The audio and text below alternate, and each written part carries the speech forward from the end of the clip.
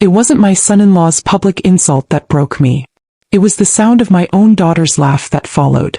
Before I begin my story, let me know in the comments where you are listening from and what time it is. I just want to know, I'm not alone in this. And if you feel moved by what you hear, consider subscribing. It helps more people become aware of the reality of elder abuse. Now let me tell you what really happened. The worst night of my life didn't start with a tragedy. It started with applause. The sound echoed in the high-ceilinged dining room of the Northwood Country Club, a wave of polite, satisfied clapping for my son-in-law, Greg. I sat at the head table, a relic on display, feeling the vibrations through the starched white linen of the tablecloth. The room was a sea of expensive suits and glittering jewelry, a world Greg and my daughter Caroline had cultivated with a fervor I found both impressive and faintly nauseating. It was a world built on the foundations of the company my late husband Robert and I had started with calloused hands and a shared dream in a dusty rented garage 40 years ago. Now, Vance Reclamation sponsored galas. It felt like putting a tailored suit on a noble old workhorse. It might look refined, but it missed the entire point of the creature's strength. Greg was at the podium, basking in the spotlight, his teeth impossibly white against his fashionable tan. He was handsome, charismatic, and he knew it, wielding his charm like a finely honed tool. He spoke a language I barely understood, a slick corporate dialect of synergies, optimizing vertical integrations, and leveraging brand identity. He was painting a picture of the future, a future in which the solid, respected company Robert and I had built, piece by reclaimed piece, would become a global lifestyle brand. I glanced at the faces in the crowd, the rapt attention they gave him, and a small, quiet knot tightened in my stomach. To me, the beauty of our work had always been in the substance. The heft of a century-old heart pine beam, the intricate acanthus leaf carving on a forgotten fireplace mantel, the story whispered by a weathered piece of Vermont slate. To Greg it was all just content for an Instagram feed, interchangeable props for a carefully curated image. I could almost hear Robert's gentle rumbling laugh at the absurdity of it all, and the thought was a fresh pang of grief. The applause died down and Greg, beaming, opened the floor to questions. An older man stood up, a respected property developer named Jim Gable, who had been one of Robert's first major clients. Jim was old school, a man whose handshake was a contract. His own success was built on solid ground, not on abstract concepts. Greg, Jim started, his voice carrying the easy authority of old money, a fantastic presentation. I was curious. I heard you passed on the old textile mill acquisition on the river. Seemed like a solid opportunity, a treasure trove of heart pine and old brick. Robert would have been all over that. A flicker of annoyance crossed Greg's perfect face, a momentary crack in the polished facade. He shot a glance at me so fleeting that only I, attuned to his every subtle resentment, could have caught it. The decision to pass on the mill had been mine. I had spent 2 weeks in my study, poring over the structural reports, the environmental surveys, and the wildly inflated asking price.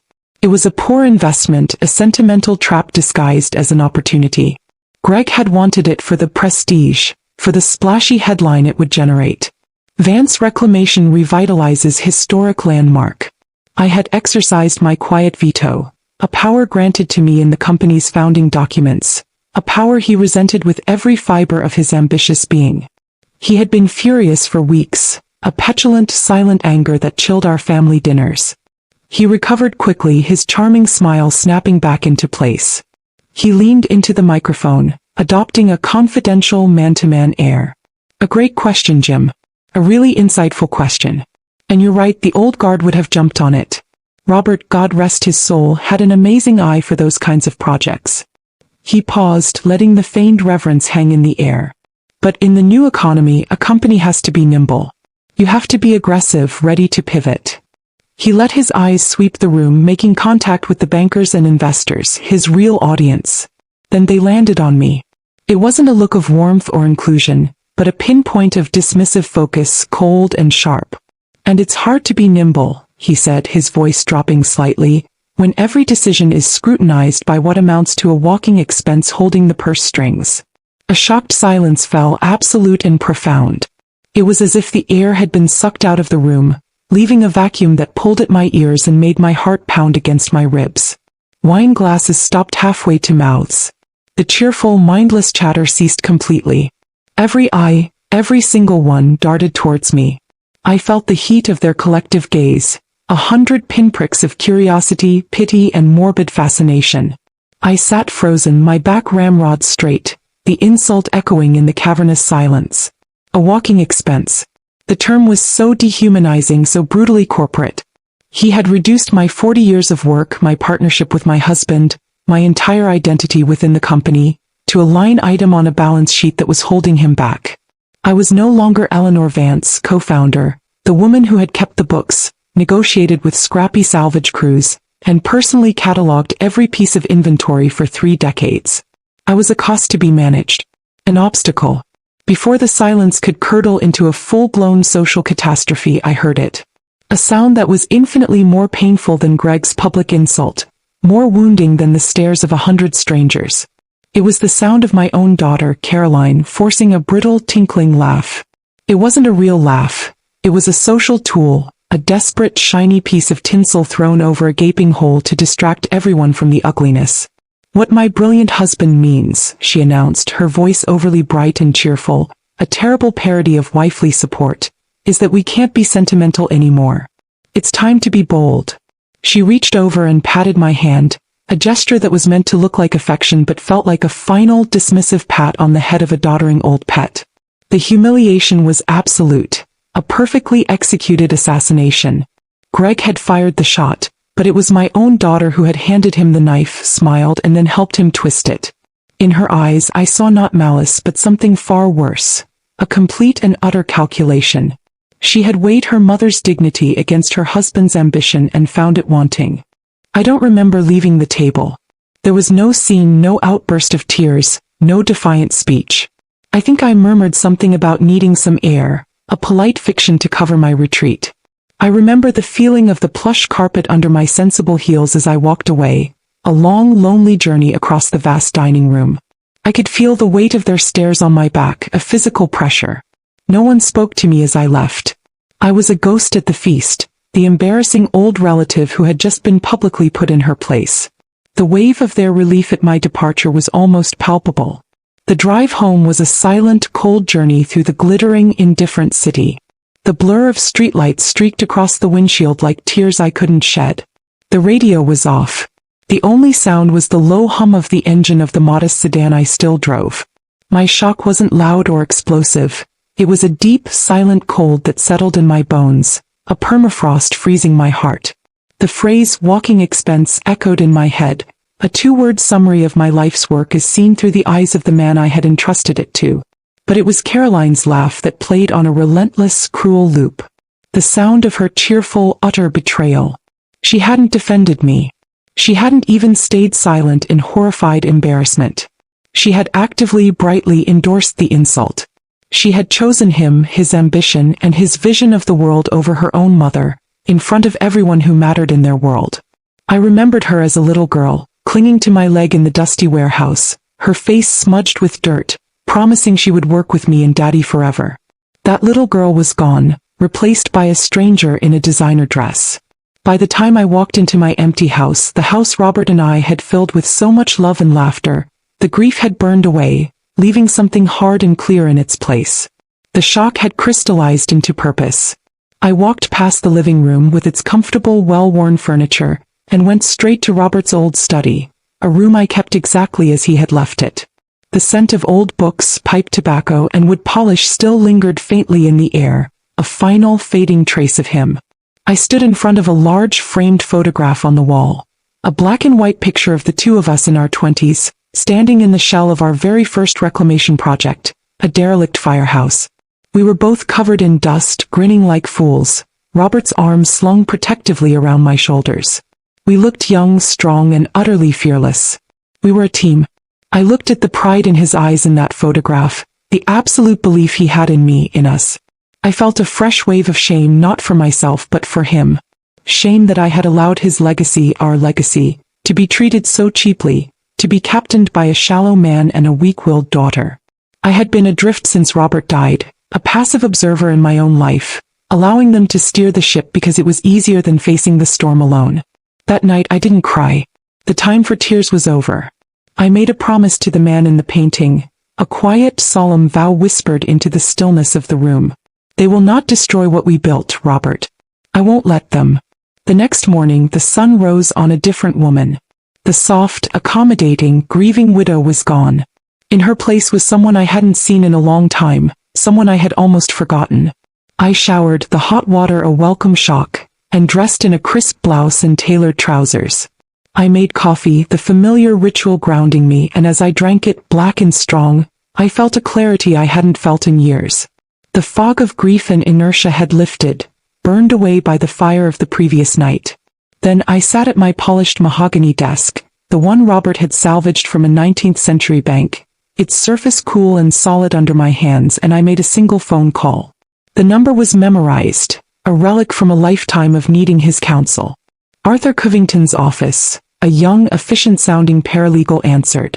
"This is Eleanor Vance for Arthur," I said, my voice calm and steady, devoid of the tremor I had feared. "Please tell him it's important." A moment later, his familiar, warm voice was on the line. "Eleanor? Is everything all right?" "It's early." "Arthur," I said, my voice as level as a sheet of ice. "I hope I'm not disturbing you. Something has happened and I need to see the original corporate charter. Specifically, I need to see the key person clause." There was a pregnant pause on the other end of the line, and in that silence I felt a lifetime of friendship and understanding. Arthur knew. He had always known. "I've been waiting for this call for 5 years, Eleanor," he said softly, his voice full of a weary sorrow. "Come right over. The kettle is on."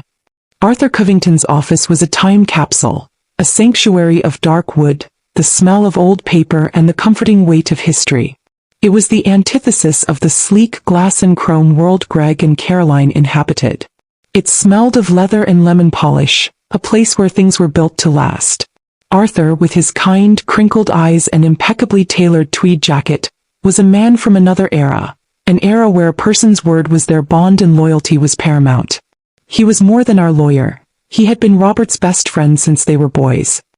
He poured me a cup of tea, his movements slow and deliberate, and listened without interruption as I recounted the events of the dinner. I didn't tell the story with emotion, not with tears or a trembling voice. I told it with the detached precision of a witness reporting a crime, laying out the facts, the words, the reactions. I recited Greg's insult and Caroline's laugh as if they were lines from a legal brief. When I finished, he simply nodded, his expression grim, his jaw tight. He didn't offer platitudes or empty comforts. He stood up, walked to a large old-fashioned Mosler safe tucked behind a framed map of the city from 1920, and turned the heavy dial with a practiced ease. The safe opened with a satisfying deep thud, a sound of security and permanence. From within he retrieved a thick leather-bound binder with the words, "Vance Reclamation Corporate Charter," embossed in faded gold leaf on the spine. He handled it with a reverence that made my heart ache. "Robert was a craftsman," Arthur said gently, placing the binder on the desk between us. "He could tell you the history of a piece of wood just by its grain. But he was no fool. He was a craftsman with people too. He knew his daughter. And," he added, looking me straight in the eye, "he knew the kind of men who are attracted to success they didn't earn." He opened the binder to a page marked with a faded yellow tab. "Let's start with the basics," he said, his voice taking on the reassuring tone of a professor leading a master class. He pointed to a dense block of text. Section 4, subsection B. The key person clause. "We wrote this together the week after Caroline was born. Robert insisted on it. He said a family business needed to protect the family from itself sometimes." He read it aloud. It was dense with legalese, but the meaning was clear and unequivocal. As a co-founder and named key person, I, Eleanor Vance, retained final veto power on any financial transaction exceeding a certain threshold, on the hiring or firing of any C-level executive, and on any measure that would alter the company's capital structure or mission. Greg's title of CEO was, in essence, a managerial role I had permitted him to have, a position he held entirely at my discretion. I felt a tremor go through me, the first crack in the AC composure I had maintained for hours. It was a tremor of power, a feeling I hadn't realized I had been missing for years, like a phantom limb suddenly regaining sensation. I had let them make me feel like a passenger when all along I had been the pilot. But that, Arthur said, a small, shrewd smile touching his lips, is not the real genius of it. That's just the lock on the front door. Robert was a belt and suspenders man. He reached back into the safe and pulled out another, even older-looking file, tied with a faded ribbon. The label simply read, "The Vance Family Trust." Robert was worried Caroline could be easily influenced, he said softly, untying the ribbon with his long, careful fingers. He loved her to pieces, you know that, but he saw her clearly. He knew she sought the path of least resistance, that she was drawn to shiny things. So he built a firewall. A fortress. He spread the documents on the desk. They were brittle with age, the typewritten words slightly faded. He explained that years ago, before Greg was even in the picture, Robert had transferred legal ownership of all the company's physical, non-liquid assets into this trust. The multi-million-dollar inventory of architectural salvage, every beam, every mantel, every yard of antique ironwork, was owned by the trust. The warehouses themselves, sitting on acres of what was now prime industrial real estate, were owned by the trust. The company Vance Reclamation LC paid the trust a nominal leasing fee each year, a detail buried so deep in the financials, under a subheader of a subheader, that a cursory glance would never reveal it. The company itself was just an operating entity, a shell. The vast, tangible wealth, the very heart and soul of the business, was untouchable. Arthur let the weight of that sink in before delivering the final, beautiful piece of the puzzle.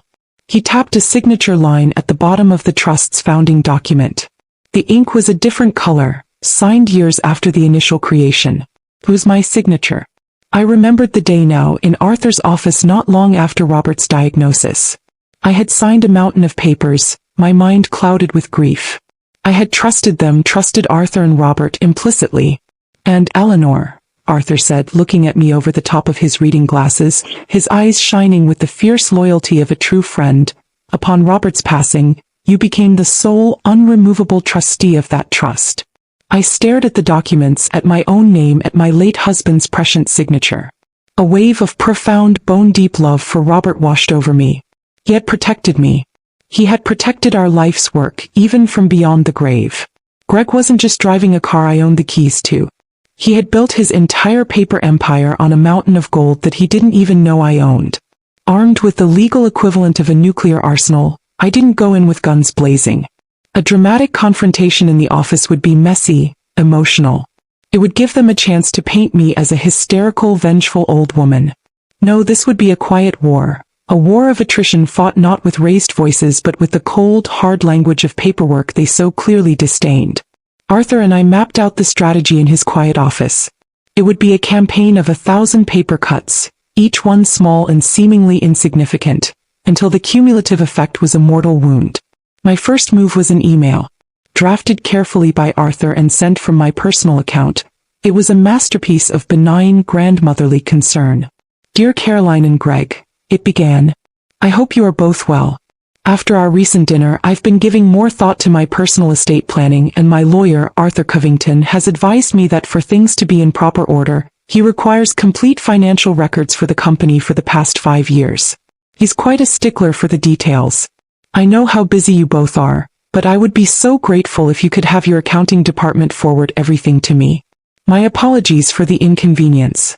Love, Mom. I could almost hear their condescending laughter across the city. Caroline's reply came within the hour, dripping with patronizing sweetness. Of course, Mom. Happy to help. Anything you need, just let us know. So glad you're taking up an interest. It will be good for you to have a little project. The pat on the head was now digital. Greg didn't even bother to reply himself. They saw it as the busy work of a bored old woman, a harmless hobby to keep the walking expense occupied. And so, the documents started arriving. First as a trickle of PDFs, then as a flood of file-sharing links. My dining room table, the site of so many happy family meals, became a war room. I was buried in financial reports, balance sheets, credit line statements, expansion proposals and asset logs. I worked methodically, day and night, fueled by black coffee and a cold, burning anger. Highlighters in 4 different colors, neat stacks of sticky notes, a fresh legal pad for my observations. I was in my element. This was the work I had always done, the work they had taken for granted, the work they thought was unimportant. I found their fingerprints everywhere. padded expense reports, 4 client dinners, at restaurants I knew were Caroline's favorites, enormous fees paid to a branding consultant who was a college friend of Greg's, and the plans for a new line of cheap, mass-produced vintage-inspired hardware that would have made Robert weep. In their arrogance they gave me everything. And in their carelessness they gave me the smoking gun. It was nearly 2 in the morning on the 4th day. I was bleary-eyed cross-referencing a proposal for the massive new line of credit Greg wanted, the one he needed for his hostile takeover, with the asset valuation report their accounting firm had prepared. The numbers felt inflated. Based on my intimate, near-photographic knowledge of our inventory, I knew they were overstating the value. On a hunch, a tired, desperate whim, I sent a polite follow-up email to the junior accountant who had prepared the package. "Thank you so much for this, Michael," I wrote. "You've been so helpful. For my records, could you possibly forward me the internal email chain associated with this valuation? I'm just trying to understand the process for my own files." The young man, likely eager to please the founder's widow and assuming it was a routine request, responded in minutes, forwarding the entire unredacted chain without a second thought. And there was, halfway down the page, a question from the accountant to Greg. "Mr. Shaw, do you have the original property deeds for the warehouse properties? The bank may require them for collateral verification, especially for a line of this size." Greg's reply, sent from his iPhone at 11 p.m. on a Tuesday, was short, dismissive, and utterly damning. "Don't waste time on that ancient history. The properties have been with the company for decades. Just use the tax assessments. We need to move fast. Focus on the goal." I stared at the screen, and for the first time in days, a slow, cold smile touched my lips. The sheer hubris of it was breathtaking. It was the linchpin of my entire case. He hadn't just passively overlooked the truth in a sea of details. He had been alerted to its potential importance and had actively, contemptuously, swatted it away like an annoying fly. He was so sure he owned the kingdom he never bothered to check if his name was on the crown. He had just handed me the keys, the deed, and the signed confession all at once. The day of the board meeting was gray and overcast, the weather a perfect match for my mood. I dressed with care, not in the soft, muted colors I usually favored, but in a sharply tailored charcoal gray suit Robert had bought for me years ago.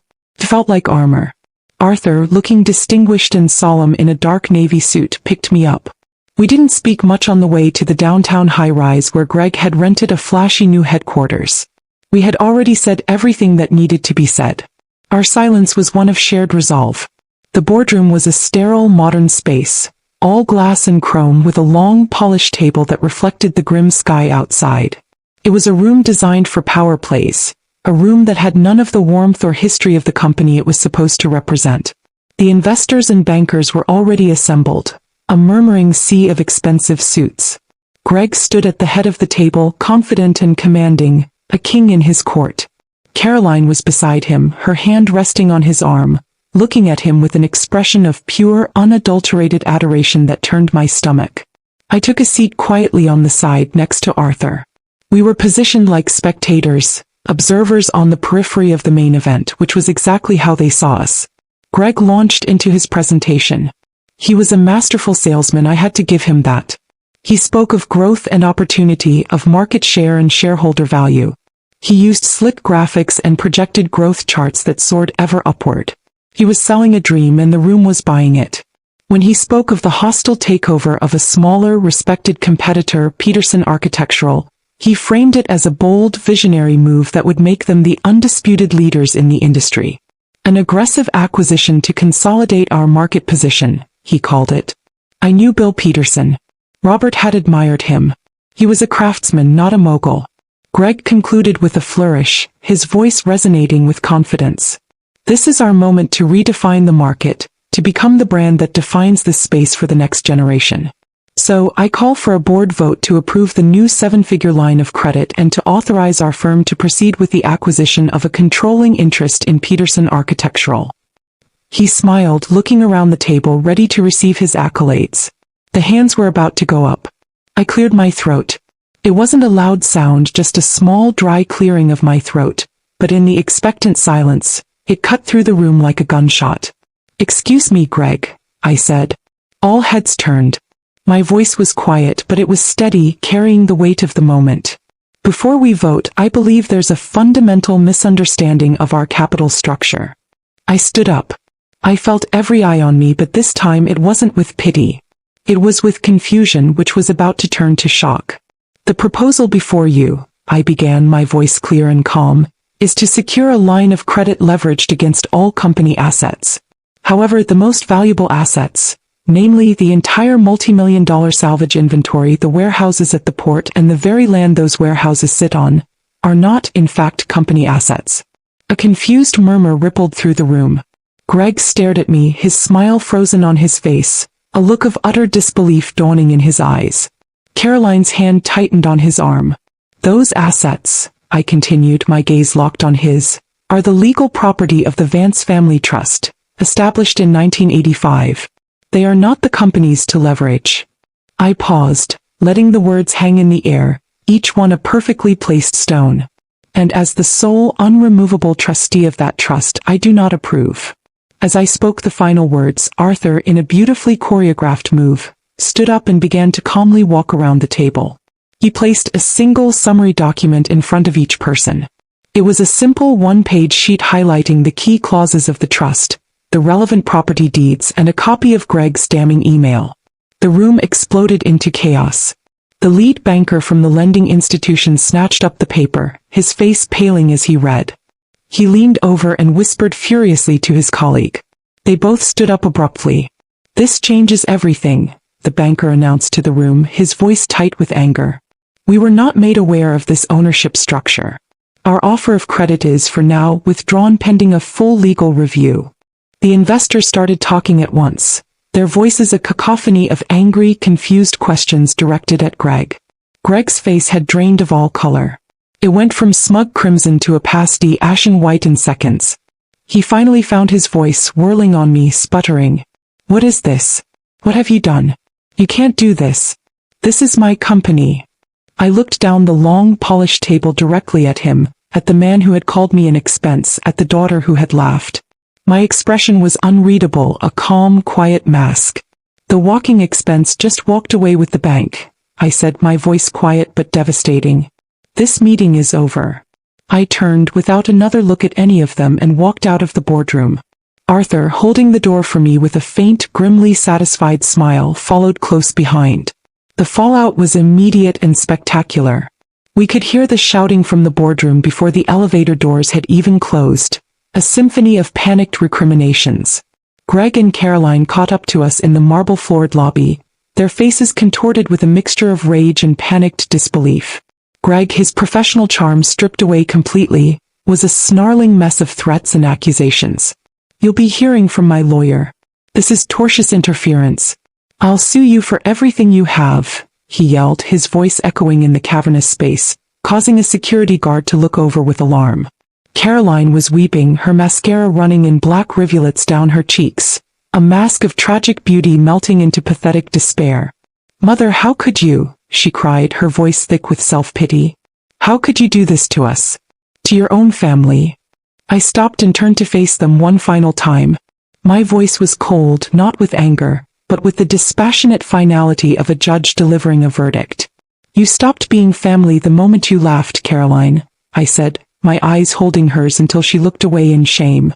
I then turned to Greg, who was still muttering legal threats under his breath. "And you, Greg, were never family. You were an employee. And pursuant to Section 4, subsection B of the corporate charter, your employment, along with your wife's, is terminated. Effective immediately." I informed them their corporate credit cards would be deactivated by the end of business. They were to vacate their offices by morning, and the keys to their company cars were to be left on their desks. "Security will escort you to collect your personal effects," I added as an afterthought. They were left standing in the middle of the lobby, utterly stunned, mouths agape, as Arthur and I walked out into the cool, gray afternoon. They were left with nothing but their personal debts, their extravagant lifestyle now an anchor that would drag them under, and a reputation that was shredded beyond repair in the city's tight-knit business community. In the months that followed, I worked tirelessly. I was no longer a ghost in the machine. I was the operator, my hands firmly on every lever. I formally exercised my rights under the key person clause, restructured the board, and officially reassumed the title of president and CEO.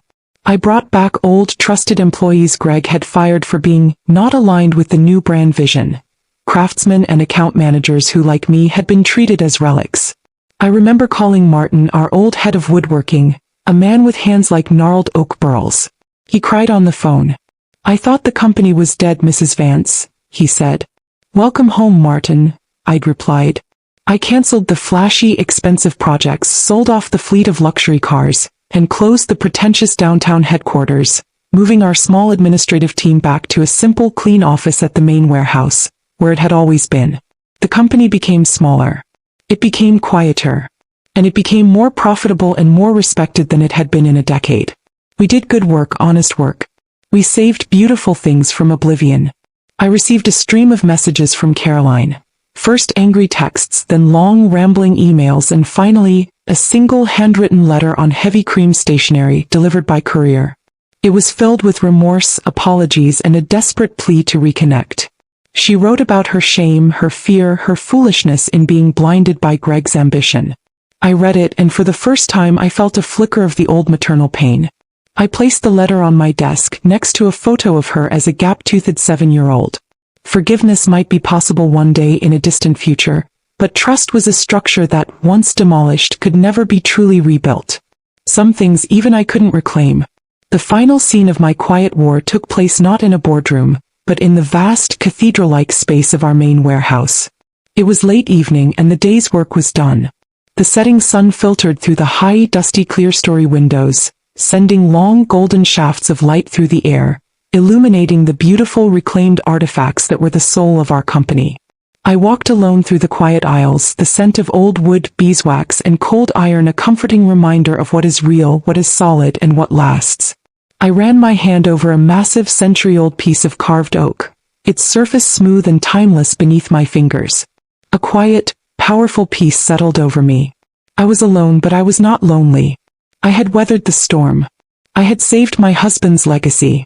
But more importantly, I had reclaimed my own value, proving to myself and to the world that the foundation of any great house is the one person who knows, down to the last nail, how it was truly built.